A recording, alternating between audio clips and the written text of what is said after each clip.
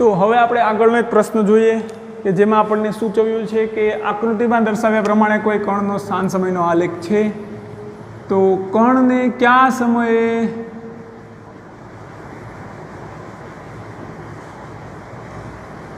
કણનો વેગ વધુ હશે એવું પૂછે, અથવા કયા સમયે કણનો વેગ ઋણ હશે એમ પણ પૂછે, અથવા એમ પણ પૂછે કે સમગ્ર ગતિ પર સ્થાન સમયના આલેખ માટે કણનો વેગ મેળવો, અથવા ઓ થી એ માટે કણનો વેગ મેળવો, એ થી બી માટે કણનો વેગ મેળવો અને બી થી સી માટે કણનો વેગ મેળવો, આવું પૂછે. તો આ પ્રકારના આલેખમાં હવે તો તમે નિષ્ણાત થઈ ગયા છો એટલે તમને આવડતું હશે કે શું કરવું.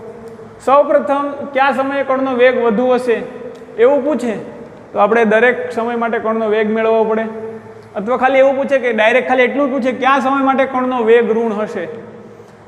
તો તમે જાણો છો મિત્રો કે કણનો વેગ ઋણ થવા માટે સ્થાન સમયના આલેખનો ઢાળ ઋણ થવો જોઈએ, અને સ્થાન સમયના આલેખનો ઢાળ ઋણ ક્યારે થાય કે જો કોઈ આલેખનો ખૂણો 90 કરતાં મોટો મળે એટલે આલેખનો ઢાળ ઋણ થાય. તો ખાલી એટલું પૂછવું હોય કે કયા સમયે કણનો વેગ ઋણ હશે તો આપણે કહી શકીએ કે કયા સમયગાળા માટે આલેખનો ઢાળ ઋણ મળે છે. આ બિંદુ સી ને આપણે ઘડીક અહીંયા લખી લઈએ, આ બિંદુ સી છે, સી બિંદુ. તો કયા સમય માટે આલેખનો ઢાળ ઋણ મળશે તો કે જે સમયગાળા માટે આલેખનો ધન એક્સ અક્ષ સાથેનો ખૂણો 90 કરતાં મોટો મળશે. તો અહીંયા આને આપણે જોડતા જઈએ એટલે ખબર પડશે કે આ સમયગાળો કેટલો છે. તો 0 થી 5 સેકન્ડના સમયગાળા દરમિયાન આપણે નોંધીએ કે આલેખનો થીટા ધન એક્સ અક્ષ સાથેનો થીટા કેવો મળે છે 90 કરતાં નાનો, તો અહીંયા વેગ ધન હશે. એ થી બી દરમિયાન થીટા કેવો મળે છે 0, તો અહીંયા વેગ 0 હશે. અને બી થી સી દરમિયાન થીટા કેવો મળે છે ગ્રેટર ધેન 90. તો બી થી સી દરમિયાન એટલે કે 15 સેકન્ડથી લઈને 25 સેકન્ડ દરમિયાન કણનો વેગ કેવો હશે ઋણ. ખાલી જો એટલું પૂછવું હોય કણનો વેગ ક્યારે ઋણ હશે તો આપણે કહી શકીએ કે 15 સેકન્ડથી લઈને 20 સેકન્ડ દરમિયાન કણનો વેગ ઋણ હશે. તો આ દાખલામાં આપણે જો ખાલી એટલું પૂછ્યું કે વેગ ક્યારે ઋણ હશે તો તમે જાણો છો ક્યારે કહી શકો તો કે બી થી સી દરમિયાન 15 સેકન્ડથી લઈને 10-25 સેકન્ડ દરમિયાન કણનો વેગ ઋણ હશે. હવે ઓ થી એ દરમિયાન કણનો વેગ મેળવવો હોય તો તમે મેળવી શકો. હોમવર્કમાં કદાચ તમને મેળવવાનું કહે તો તમે મેળવી શકો ને કે ઓ થી એ દરમિયાન કણનો વેગ મેળવો. ઓ થી એ માટે કણનો વેગ કેવો થાય ઓ થી એ માટે તો કે આ ત્રિકોણમાં tan થીટા લઈ જાઓ. tan થીટા બરાબર શું થાય આ ત્રિકોણમાં જે નાના ત્રિકોણમાં શરૂઆતનો પહેલો છે tan થીટા બરાબર થીટાની સામેની બાજુ છેદમાં પાસેની બાજુ, સામેની બાજુની લંબાઈ કેટલી છે તો કે 10 છેદમાં પાસેની બાજુ કેટલી છે 5 second, 10 metre 5 second. tan theta બરાબર શું આપે સ્થાન સમયનો આલેખનો ઢાળ આપણને વેગ આપે. tan થીટા બરાબર લખી શકીએ વેગ, તેથી વેગ બરાબર 10/5 એટલે 2 મીટર પ્રતિ સેકન્ડ. બી એ થી બી માટે તમારે વેગ મેળવવાનો છે. બી થી સી માટે હું જોઈ લઉં છું એ થી બી જાતે મેળવો. હવે આપણે બી થી સી માટે જોઈએ શું થાય છે. એ થી બી તમારે જાતે વેગ મેળવી લેવાનો છે. બહુ અઘરો છે, તમને આવડશે જ નહીં ઘડીકમાં. થીટા બરાબર 0 છે એટલે નહીં આવડે. એવું નહીં આવડે એવું લાગે તમને. બી થી સી માટે આપણે જોઈએ કે કણનો વેગ કેવો છે, કણનો ધન એક્સ અક્ષ સાથેનો ખૂણો કેવો છે 90 કરતાં મોટો છે. કણનો ધન એક્સ અક્ષ સાથેનો ખૂણો 90 કરતાં મોટો હોય એટલે આપણે સીધી જ વસ્તુ છે કે ઢાળ કેવો હશે એનો હંમેશા ઢાળ ઋણ મળશે. હવે આપણને આને આપણે જો થીટા ગણીએ, આનો ઢાળ મેળવવો છે, આપણે એટલી ખબર પડી ગઈ કે ધન એક્સ અક્ષ સાથેનો ખૂણો 90 કરતાં મોટો છે એટલે ઢાળ ઋણ મળશે. સીધી જ વસ્તુ છે, ઢાળ ઋણ મળશે. હવે આપણને આનો ઢાળ મેળવવો છે તો થીટા તો ક્યાંક મેળવવો પડશે ને, કે આને આપણે થીટા ડેશ કહીએ. tan થીટા ડેશ બરાબર શું મળશે જ્યારે ખૂણો 90 કરતાં મોટો હોય ત્યારે ઢાળ કેમ મેળવવો એ વ્યવસ્થિત જોઈએ આપણે. તો કે જ્યારે ખૂણો 90 કરતાં મોટો હોય ત્યારે આ બાજુ તો ત્રિકોણ, આ બાજુનો ખૂણો તો 90 કરતાં નાનો બનશે ને, tan થીટા ડેશ. આ જે થીટા ડેશ બનશે આપણે મેળવીએ તો સામેની બાજુ કેટલી થાય છે આટલી લંબાઈની, આટલી લંબાઈ કેટલી જો કે 10 મીટર છેદમાં પાસેની બાજુ કેટલી થાય છે આ 10 મીટર. 15 થી લઈને 25 સુધી, તો 15માં 10 નાખીએ તો 25 થાય, તો આ લંબાઈ પણ આપણને 10 મળે 10 સેકન્ડ. tan થીટા ડેશ એટલે આપણને વેગ આપશે પણ આપણે જાણીએ છીએ કે જ્યારે 90 કરતાં મોટો ખૂણો છે તો એનો tan થીટા ડેશ, આપણે થીટા ડેશ ભલે આને લીધો પણ ખૂણો 90 કરતાં મોટો છે, તો જ્યારે ખૂણો 90 કરતાં મોટો હોય ત્યારે વેગ મેળવવા માટે આપણે તો નાનો ખૂણો જ કન્સિડર કરવો પડશે, તો જ ત્રિકોણ વ્યવસ્થિત રચાશે. અને ત્રિકોણ રચાઈ ગયા બાદ આપણને ખબર છે કે ધન એક્સ અક્ષ સાથેનો ખૂણો તો ભાઈનો 90 કરતાં મોટો છે, તો વેગ મળશે એ આપણને કેવો મળશે? ઋણ મળશે. તો અહીંયા આપણે લખી દઈએ -v બરાબર 10/10 એટલે 1 મીટર પ્રતિ સેકન્ડ. હવે વીને આપણે માઇનસ વડે ન દર્શાવીએ પણ માઇનસને આ બાજુ લઈ આવીએ તો માઇનસ આની સાથે આવી જશે, -1 મીટર પ્રતિ સેકન્ડ. -v લખવું સારું ન લાગે, v બરાબર -1 મીટર પ્રતિ સેકન્ડ. તો આ ઋણ શું દર્શાવે છે? ફરીથી મિત્રો આપણે એકની એક જ વસ્તુ રિપીટ કરીને આવી ગયા ત્યાં કે ફરીથી પાછું વેગનું ઋણ મૂલ્ય આવ્યું, એટલે તો કે આ વેગનું ઋણ મૂલ્ય છે એટલે કે ઢાળ ઋણ હતો, થીટા 90 કરતાં મોટો હતો એટલે વેગ ઋણ આવ્યો. હવે આ જ પ્રશ્નમાં એમ પૂછે કે કયા સમયે કણનો વેગ ઋણ હશે, તો આપણને ડાયરેક્ટ ખબર પડી ગઈ હતી. આ કેટલો ઋણ હશે તો આપણે આ રીતે ગણતરી કરીએ. પણ આ જ પ્રશ્નમાં એમ પૂછે કે કયા સમયે ક્યારે કણ વિરુદ્ધ દિશામાં ગતિ કરશે. જ્યારે કણનો વેગ, જે સમયગાળા માટે કણનો વેગ ઋણ મળતો હોય એ સમયગાળા માટે કણ વિરુદ્ધ દિશામાં ગતિ કરે. તો અહીં જો 15 થી 20 સેકન્ડ દરમિયાન કણનો વેગ ઋણ મળે છે, તો આ સમયગાળા દરમિયાન કણ વિરુદ્ધ દિશામાં ગતિ કરતો હશે. પણ કણનો વેગ ઋણ આપણને ખબર છે કે થીટા ગ્રેટર ધેન 90 મળે એટલે ત્યારે જ કણનો વેગ ઋણ મળે. તો ત્યારે આપણે એમ પણ કહી શકતા હતા કે 15 થી 20 સેકન્ડના સમયગાળા દરમિયાન કણ ઋણ દિશામાં ગતિ કરતો હશે. આટલું આપણે કહી શકીએ.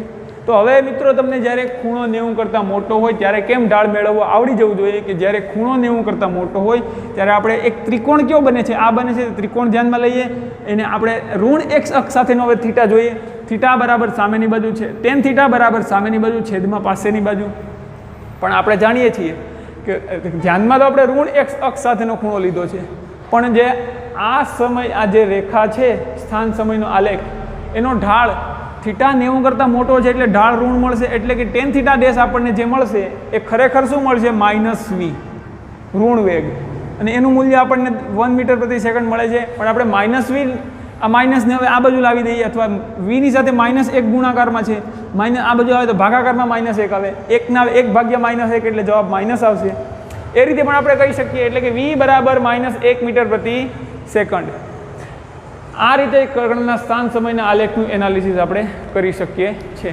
અન્ય એક પ્રશ્ન જોઈએ કે નીચેનામાંથી સાચો વીટી આલેખ કયો છે? આ પ્રશ્ન છે કે જેમાં કણનો સ્થાન સમયનો આલેખ દર્શાવ્યો છે કે કણનું કે t બરાબર 0 સમયે કણનું સ્થાન કેટલું હતું? આમાં 20 મીટર આપેલું છે. અહીંયા t બરાબર 0 સમય હશે ને, t બરાબર 0 થી એમ સમય વધતો જાય ને અહીંયા કેટલી થાય? t બરાબર 10 સેકન્ડ. t બરાબર 0 સેકન્ડે કણનું સ્થાન આપણને આપેલું છે 20 મીટર. t બરાબર 10 સેકન્ડે કણનું સ્થાન 0 થઈ જાય છે. એમ પણ આપણે આનું એનાલિસિસ કરી શકીએ કે 0 સમયે કણનું સ્થાન આપણને 20 મીટર, પ્રારંભિક સ્થાન 20 મીટર છે. ઘણી બધી રીતે આનું એનાલિસિસ કરી શકીએ. પ્રારંભિક સ્થાન 20 મીટર છે, અંતિમ સ્થાન 0 છે. વેગ કેટલો મળે? વેગ બરાબર સરેરાશ વેગ, કારણ કે અચળ છે સ્થાન સમયના આલેખનો ઢાળ એટલે વેગ સમાન રહેશે. સરેરાશ વેગ બરાબર અંતિમ સ્થાન માઇનસ પ્રારંભિક સ્થાન છેદમાં સમયગાળો. તો સમયગાળો અંતિમમાં કેટલો? 10 સેકન્ડ છે, પ્રારંભિક 0. કેટલો મળશે? 0 - 20 એટલે -20 છેદમાં 10. જવાબ મળશે -2 મીટર પ્રતિ સેકન્ડ. જો આપણે આલેખનો ઢાળ ખબર ન હોય તો આ રીતે પણ જોઈ શકીએ કે t બરાબર 0 સમયે કણનું સ્થાન 20 મીટર પ્રારંભિક સ્થાન હતું. t બરાબર 10 સેકન્ડ અંતિમ સમય આવે ત્યારે કણનું સ્થાન કેટલું થઈ જાય? 10 સેકન્ડને અનુરૂપ કણ 0 મીટરે આવી જાય છે. તો કે અંતિમ સ્થાન માઇનસ પ્રારંભિક સ્થાન ને અંતિમ સમય માઇનસ પ્રારંભિક સમય. એ રીતે વેગ જોઈએ તો વેગ -2 મીટર પ્રતિ સેકન્ડ આવે છે. અથવા આ જ વેગને આપણે બીજી કોઈ રીતે મેળવવો હોય આલેખની રીતથી, આપણને ખબર છે કે આ 10 સેકન્ડ દર્શાવે છે, આ 20 મીટર દર્શાવે છે, આ ધન એક્સ અક્ષ સાથેનો થીટા, આનો ધન એક્સ અક્ષ સાથેનો થીટા 90 છે, એટલે આપણને ઓબ્વિયસ વસ્તુ છે કે થીટા 90 કરતાં મોટો છે એટલે એનો ઢાળ ઋણ મળશે, અને સ્થાન સમયના આલેખનો ઢાળ જ વેગ આપે એટલે કે વેગ ઋણ મળશે. અને જ્યારે થીટા 90 કરતાં મોટો હોય ત્યારે વેગની ગણતરી કેમ કરવી? આપણે આ દાખલામાં જોયું, થીટા 90 કરતાં મોટો છે તો વેગ કેમ મળશે? એટલે કે પહેલાં આપણે ઢાળ લખીએ. આને હવે ધ્યાનમાં લેવાનો, થીટા અને થીટા આ 90 કરતાં મોટો છે એટલે આને આપણે થીટા ડેશ કહીએ. ટેન થીટા ડેશ શું મળશે?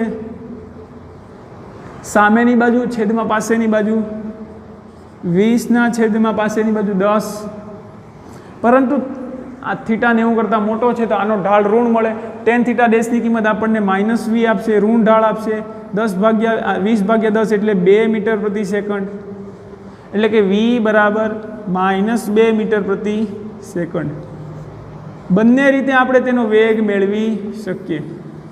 જે પણ રીત, કદાચ તમને ઉપરની રીત ઇઝી પડે તો આનાથી મેળવી શકીએ, નીચેની રીત ઇઝી પડે તો આનાથી મેળવી શકીએ. પરંતુ જ્યારે થીટા 90 કરતાં મોટો હોય ત્યારે આપણે તો ગણતરી એવી રીતે કરવાની છે કે આમાં થીટા ધ્યાનમાં લઈએ, આનો ટેન થીટા કેટલો થાય. પણ આપણને ખબર છે કે થીટા 90 કરતાં મોટો છે ત્યારે ટેન થીટા, આને આપણે થીટા કહીએ તો પણ ચાલે, પણ આપણે તો ધન એક્સ અક્ષ સાથેનો જો 90 કરતાં મોટો હોય ખૂણો, તેનો ઢાળ ઋણ આવે. ટેન થીટા મળે એ ઢાળ મળે, અને ઢાળ જે મળે એનો ઋણ વેગ લઈ લેવાનો. એ ઢાળ શું આપે? ઋણ વેગ. તો અહીંયા ટેન થીટા, આ ત્રિકોણ માટે આપણે થીટાની ગણતરી કરીને એનો વેગ ઋણ લઈ લેવાનો, તો આપણને v બરાબર -2 મીટર પ્રતિ સેકન્ડ મળે છે આ દાખલામાં. તો હવે તમને દેખાશે કે સાહેબ આના માટે આ સ્થાન સમયના આલેખ માટે સાચો વેગ સમયનો આલેખ જોવો હોય તો કે આ 2 મીટર પ્રતિ સેકન્ડ દર્શાવે છે, આમાં પણ જો 2 મીટર પ્રતિ સેકન્ડ છે, આમાં -2 અને આમાં -2, તો ઋણ મૂલ્યો તો આમાં છે બંને, એટલે આ બંને નહીં આવે. એટલું ક્લિયર થઈ ગયું. અને બીજું કે જો સ્થાન સમયનો આલેખ સુરેખ છે, સ્થાન સમયનો આલેખ સુરેખ છે એનો મતલબ શું થાય? વેગ અચળ રહે છે. તો વેગ અચળ રહેતો હોય તો કે 0 થી 10 સેકન્ડ દરમિયાન સ્થાન સમયનો આલેખનો ઢાળ તો સુરેખ મળે છે, અને એ દરમિયાન વેગ ઋણ 2 મળે છે. તો આ સમયગાળા દરમિયાન -2 મીટર પ્રતિ સેકન્ડ જેટલો વેગ અચળ વેગ રહે છે. એનો મતલબ કે વેગ અચળ રહે છે એટલે પ્રવેગ કેટલો થતો હશે? 0. તો વેગ સમયનો આલેખ, વેગ સમયના આલેખમાં અચળ વેગ કયો છે? તો કે આ પણ અચળ વેગ દર્શાવે છે, પણ આ તો 2 મીટર પ્રતિ સેકન્ડનો અચળ વેગ દર્શાવે છે, તો આ નહીં આવે. આ વેગ સમયનો આલેખ અચળ વેગ દર્શાવતો નથી, કારણ કે અચળ વેગ હોત તો એ સમયની અક્ષને સમાંતર મળે તેનો આલેખ. આ શું દર્શાવે છે? તો કે આ અચળ પ્રવેગનો આલેખ દર્શાવે છે, અચળ વેગનો નથી, કારણ કે વેગ સમયના આલેખનો ક્યાંક ઢાળ મળે છે. આ કિસ્સામાં આપણે જોયું કે વેગ અચળ મળે છે. વેગ અચળ મળતો હોય એનો મતલબ કે પ્રવેગ 0 હોય. પ્રવેગ 0 હોય એટલે જે કણની ગતિ માટે પ્રવેગ 0 હોય તેનો વેગ સમયનો આલેખ સુરેખ મળે અને સમયની અક્ષને સમાંતર મળે, તો આ પણ નહીં આવે. હવે જો આમાં પણ વેગ અચળ નથી, વેગ સમયના આલેખનો ઢાળ, આ જો ઢાળ આપણને જોતો હોય તો આને આપણે આગળ લંબાવીએ, આ ખૂણો આપણને થીટા >90 મળે છે. આ સમયગાળા, આ આલેખમાં, વેગ સમયના આલેખમાં પણ ઋણ પ્રવેગ કંઈક મળે છે, આમાં પ્રવેગ 0 મળતો નથી. તો આ આલેખમાં જો -2 નું મૂલ્ય અચળ રહે છે, જેમ સમય બદલાય છે તેમ વેગનું -2 મીટર પ્રતિ સેકન્ડનું મૂલ્ય અચળ રહે છે. આ આલેખમાં પણ વેગ અચળ રહેતો હતો, 2 મીટર પ્રતિ સેકન્ડ, પણ ધન વેગ અચળ રહેતો હતો. અહીંયા આપણે કેવો વેગ મળે છે? તો કે ઋણ વેગ, અને ઋણ વેગ અચળ રહે છે. તો આપણે આના માટે સાચો જવાબ આપણને આવશે આ. આના માટે આપણે સાચો જવાબ આ લખીશું, અને ABCD ઓપ્શન આપી દઈએ, ABCD, તો સાચો જવાબ D આવશે. આ પ્રકારના આલેખમાં હવે તમને સમજાઈ જવું જોઈએ કે સ્થાન સમયના આલેખ પરથી વેગ સમયનો આલેખ કેમ મેળવવો. હવે એક થોડુંક આના કરતાં અઘરો પ્રશ્ન છે, એ જોઈએ કે યોગ્ય વીટીનો આલેખ પસંદ કરો. વીટીનો આલેખ પસંદ કરો, તો વીટી પહેરાવી દેવાની, અને વીટી પહેરાવી એટલે તમે બધા જાણો છો શું કરવાનું છે. હવે આપણે એ બધું સાઈડમાં રાખીએ અને આપણું ધ્યાન અહીંયા કોન્સન્ટ્રેટ કરીએ કે યોગ્ય, પાછી વીટી આવે, યોગ્ય વેગ સમયનો આલેખ પસંદ કરો. તો મિત્રો વેગ સમયનો આલેખ પસંદ કરવાનો છે, અને અહીંયા સ્થાન સમયનો આલેખ સુરેખ નથી, સ્થાન સમયનો આલેખ સુરેખ નથી. સ્થાન સમયનો આલેખ સુરેખ નથી, વક્ર છે. અને આપણે સ્થાન સમયના આલેખને ઘોળીને પી ગયા એટલે આપણને ખબર છે કે સ્થાન સમયના આલેખ જો આવી ઉલટી ટોકરી હોય, તપેલી કહી દઈએ કે ટોપડી કહી દઈએ કે વાટકો કહી દઈએ, વાટકી કહી દઈએ, જ્યારે ઉલટી વાટકી હોય ત્યારે આપણે થોડું ઘણું એવું સામાન્ય નિયમ તારવ્યો હતો કે ઉલટી વાટકી હોય ત્યારે પરવેગ આપણને છે ને પરવેગ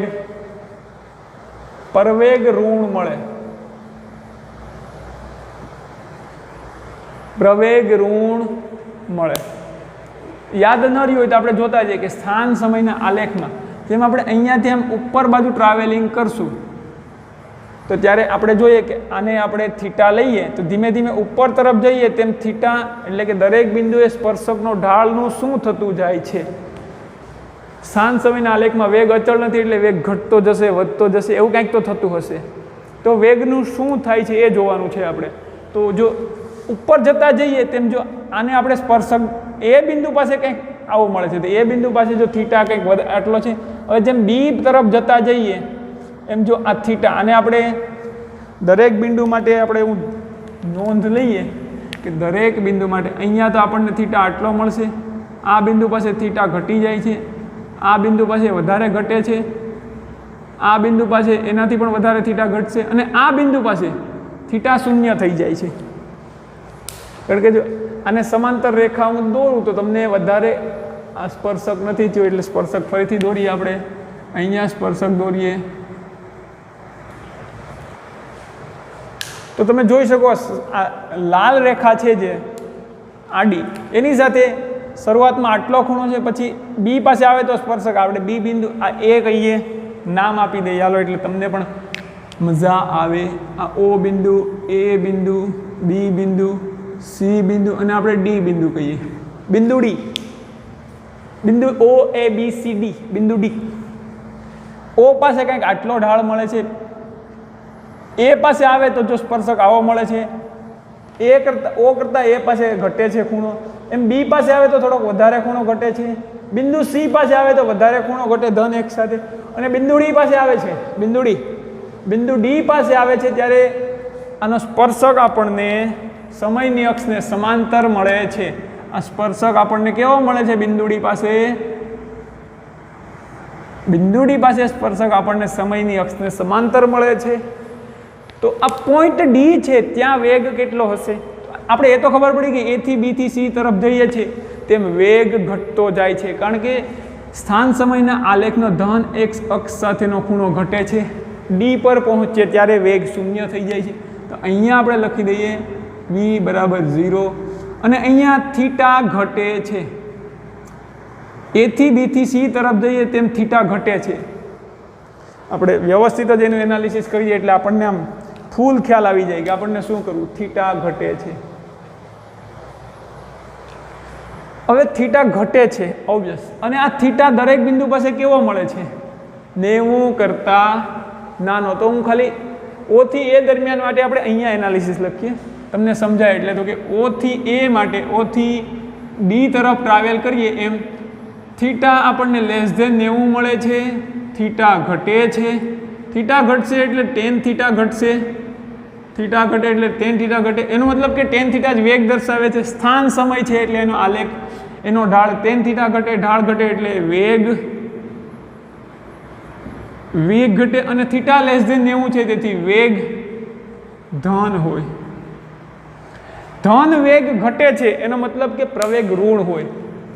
એ તો આપણે પહેલાં જ તારી ખબર હતી, આ આલેખના આપણે અભ્યાસ કર્યો ત્યારે કે આ પ્રકારના આલેખમાં જ્યારે ટોકરી આપણને ઉલટી મળે, આમ ઊંધી ટપેલી લખાવી દીધી હોય ત્યારે આપણને પ્રવેગ સમગ્ર બધા માટે પ્રવેગ ઋણ જ મળશે.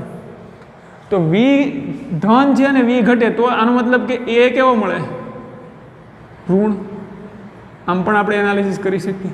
તો કે જો ઓ થી એ દરમિયાન પહોંચે ત્યારે કણનો વેગ ધન વેગ ઘટીને 0 થાય છે. તો આમાં એવો કયો આલેખ છે?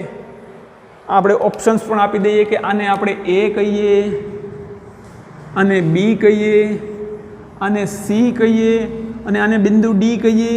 એ ખાલી ઓપ્શન ડી, બિંદુ ડી નહીં. તો ઓ થી ડી દરમિયાન આપણે આગળ વધીએ છીએ ટીશ કરતા ત્યારે ઢાળ ઘટે. અહીંયાનું એનાલિસિસ કરેલ છે કે O થી દરમિયાન થીટા લેસ ધેન 90 મળે છે, એટલે કે થીટા 90 મળે છે એટલે ઢાળ ધન મળશે. ઢાળ ધન મળશે એટલે વેગ ધન મળશે. અને થીટા ઘટે, ટેન થીટા ઘટે, થીટા ઘટે છે એટલે ટેન થીટા ઘટશે. ટેન થીટા ઘટે એટલે વેગ ઘટે. વેગ ધન છે ને વેગ ઘટે તો પ્રવેગ ઋણ હોય તો જ વેગ ઘટે, એ પણ આપણે જાણીએ છીએ. એટલે હવે પ્રવેગ ઋણ છે અને વેગ ઘટે છે. આમાં પ્રવેગ ને નીચે બધા વેગ સમયના આલેખ છે. હવે પ્રવેગ ઋણ છે મિત્રો અને વેગ ઘટે છે, તેવો કયો આલેખ છે?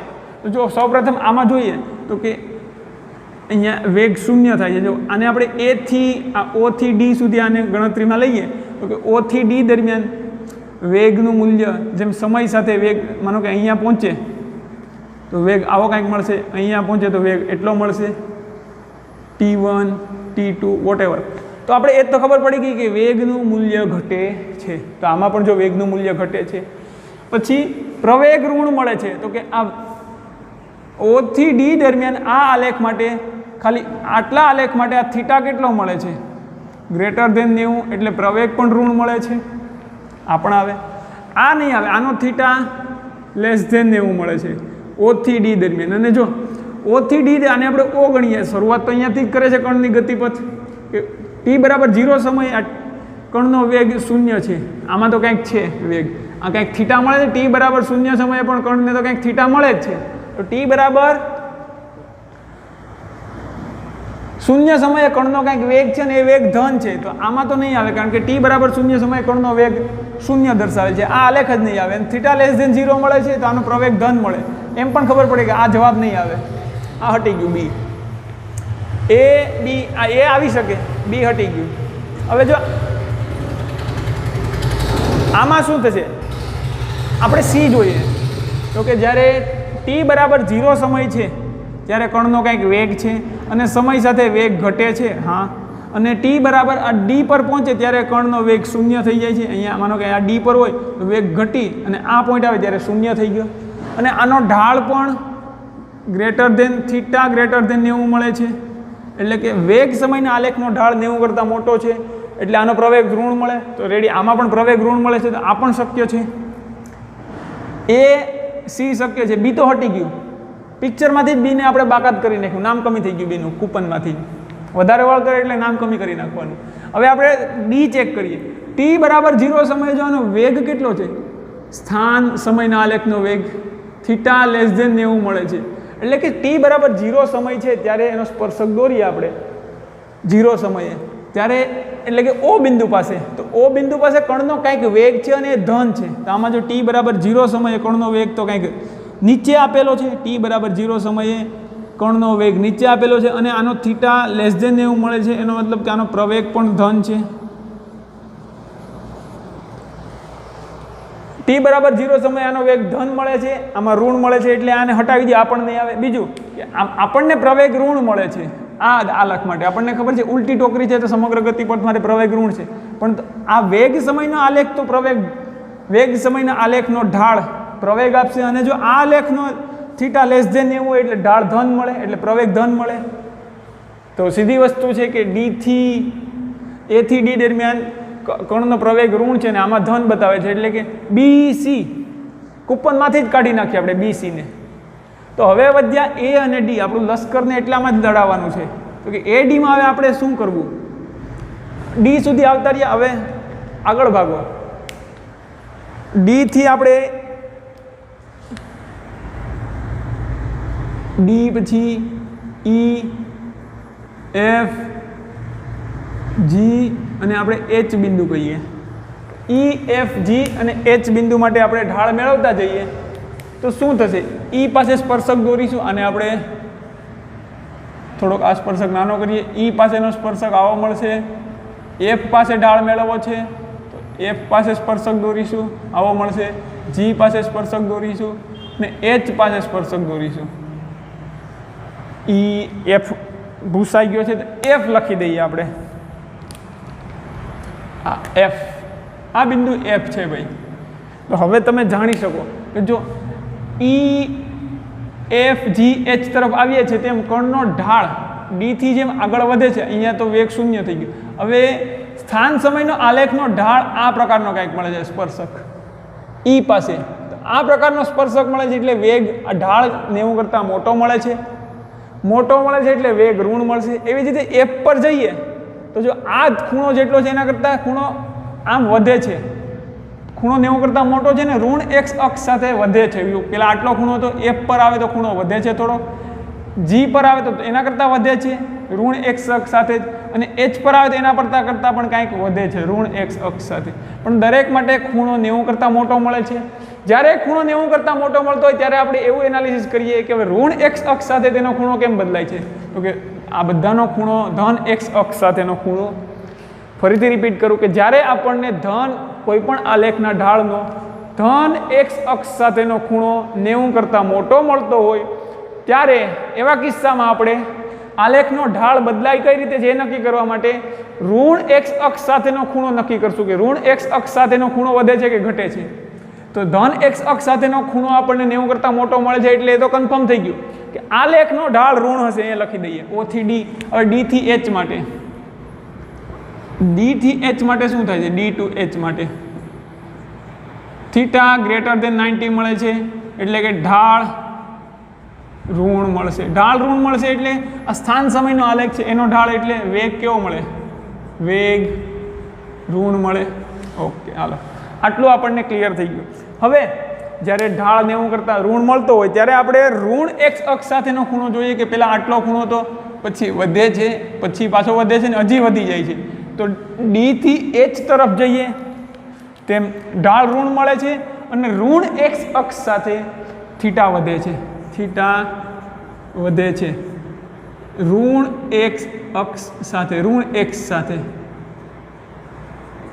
ઋણ એક્સ સાથે થીટા વધતો હોય એનો મતલબ કે ઢાળનું ઋણ મૂલ્ય વધે.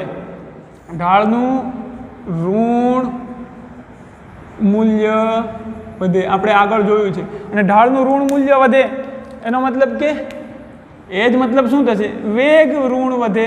વેગનું ઋણ મૂલ્ય વધે. વેગ ઋણ છે અને વેગમાં વધારો થાય છે તો પ્રવેગ કેવો મળે? ઋણ. કારણ કે વેગ ઋણ છે અને વેગમાં વધારો થાય તો વેગની દિશામાં પ્રવેગ હોય તો પ્રવેગ ઋણ છે. આ તો આપણે એનાલિસિસ કર્યું, નહીંતર આપણને પહેલેથી જ ખબર હતી કે આ પ્રકારની ટોકરી હોય તો સમગ્ર પથ માટે પ્રવેગ તો ઋણ મળે. તો ખાલી જો આપણને આટલું ખબર હોય તો આની ઉપરથી પણ આપણે આનો જવાબ મેળવી શકતા હતા. એ આપણે જોઈએ કઈ રીતે મેળવી શકીએ. હવે ડી થી એચ દરમિયાન શું થાય છે? તો કે ડી થી એચ દરમિયાન ઢાળ ઋણ મળે છે, વેગ ઋણ મળવો જોઈએ. વેગ ઋણ મળવો જોઈએ અને વેગના મૂલ્યમાં ઋણ મૂલ્ય વધે છે એટલે કે ઢાળનું ઋણ મૂલ્ય વધે છે તો વેગના ઋણ મૂલ્યમાં વધારો થવો જોઈએ. ડી થી એચ દરમિયાન કણનો વેગ ઋણ હોવો જોઈએ અને ઋણના મૂલ્યમાં વધારો થવો જોઈએ. તો હવે આ તો આપણે થીટા લેસ ગ્રેટર ધેન 90 આપણે ઓ થી ડી સુધી જોયું. હવે ડી થી એચ માટે શું? અહીંયા ડી આવી ગયું. બી સી તો પહેલેથી હટી ગયા. તો હવે એ સીમાં આ તો ડી છે ને ડી થી એચ માટે જો આ પ્રકારનો આલેખ હોય તો અહીંયા થીટા ડી થી એચ માટે થીટા લેસ ધેન 90 મળે છે. એનો મતલબ કે આનો ઢાળ ધન મળે. વેગ સમયના આલેખનો ઢાળ ધન છે એટલે પ્રવેગ પણ ધન મળે. પરંતુ આપણા ગતિપથ માટે પ્રવેગ ઋણ છે, અહીંયા પ્રવેગ ધન મળે. એ નથી આવતું. બી સી પહેલેથી બી ડી પહેલેથી હતી ગયા હતા તો સી ચોક્કસ સી જ આવશે. હવે જોઈએ સી શા માટે આવે છે. અહીંયા ડી પાસે કણનો વેગ શૂન્ય છે, આમાં પણ શૂન્ય છે. ડી થી જેમ આગળ વધે છે તેમ જો કણનો ઢાળ તો થીટા ગ્રેટર ધેન 90 જ છે. થીટામાં કાંઈ બદલાવ થતો નથી. વેગ સમયના આલેખનો ઢાળ બદલાતો નથી એટલે કે થીટા તો ગ્રેટર ધેન 90 જ રહે છે. એટલે કે અહીંયા પણ પ્રવેગ ઋણ મળે છે. આ કિસ્સામાં ઋણ મળતું હતું. બીજું કે વેગના ઋણ મૂલ્યમાં વધારો થતું હતું ડી થી એચ દરમિયાન. તો વેગના જો ટી બરાબર આટલા સમયે વેગનું આ કંઈક ઋણ મૂલ્ય હોય તો ટી બરાબર સમય વધે. આ T1 કહીએ, આ T2 કહીએ. તો જો વેગના ઋણ્યમાં આ V1 કહીએ માઇનસ, તો આ માઇનસ V2. તો સમય સાથે વેગનું મૂલ્ય પણ વધે છે. તો આપણે ચોક્કસ રીતે કહી શકીએ કે જવાબ સી આવશે. તો આ પ્રકારના આલેખના અનુરૂપ જવાબ સી આવશે. આ પ્રકારનો આલેખ મળતો હતો. તમને ખબર છે આલેખ ખરેખર કેવો હતો? એ જવાબ ઓપ્શન આવો કંઈક હતો. આપણે આલેખ ઓપ્શન સમજવામાં ઓપ્શન ભૂલાઈ ગયો કેવો હતો એ, ખરેખર આવો કંઈક આલેખ મળતો હતો. તો જવાબ આમાં આવશે સી. શા માટે? તમે જોયું કે આમાં આ પ્રકારમાં જે કન્ડિશન આવે છે બધી જ કન્ડિશન સીમાં સંતોષાય છે અથવા સીમાં સેટિસ્ફાય થાય છે. હવે જો મિત્રો આ જ પ્રશ્નનો જવાબ આપણે ડાયરેક્ટ પણ આપી શકતા હતા. કઈ રીતે? તો કે આપણને એટલી ખ્યાલ છે કે ઊંધી ટોકરી મળે એટલે પ્રવેગ ઋણ મળે, સમગ્ર ગતિપથ માટે પ્રવેગ ઋણ મળે. આ વેગ સમયના આલેખમાં O થી D માટે તો પ્રવેગ ઋણ મળે છે કારણ કે એનો ઢાળ θ ગ્રેટર ધેન 90 છે. પણ જો D થી આગળ આવે, જો અહીંયા કેમ વેગ શૂન્ય થાય છે એમ, પરંતુ આ પથ માટે આપણને પ્રવેગ એટલે કે વેગ સમયનો આલેખનો ઢાળ ધન મળે છે એટલે આ નહીં આવે. અહીંયા પહેલેથી ઢાળ ધન મળતો એટલે આ પણ નહીં આવે.